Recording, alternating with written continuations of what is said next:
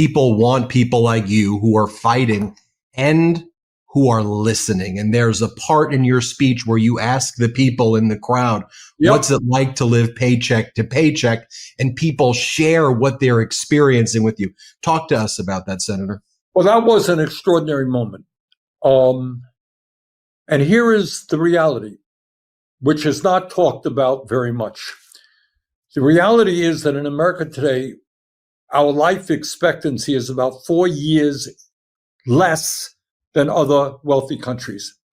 But even worse is the fact that if you're working class in America, on average, you live 7 to 8 years shorter life than people who are wealthy. Now, why is that? And the answer is not just healthcare, which is important. Working class people, low income people do not have access to the kind of healthcare that the rich do, but it is the stress, the day-to-day stress that working class people live under. And I grew up in a working class home.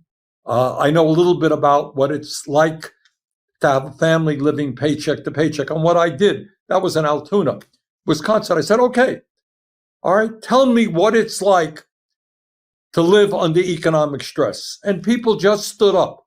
And one woman says, it's a question of whether I buy shoes for myself or my kids, whether I can afford eyeglasses, whether I can afford to go to the doctor, whether, I'm going to have the money to prepare a decent meal for my kids, that I live every day not knowing, what to expect. How do I survive?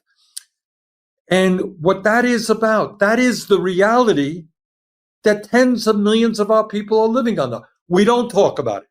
And what I have learned over the years, that some of the most important issues are the issues that get least discussion.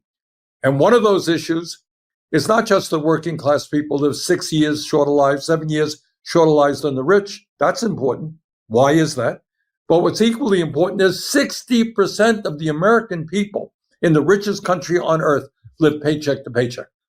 That means they go to work, and if their landlord raises the rent, they don't know how they're going to be able to pay for it. Kid gets sick, don't know how to can afford to send the kid to the doctor. Car breaks down, don't know how to get it fixed, etc., etc. That is the reality facing tens of millions of Americans in the wealthiest country on earth.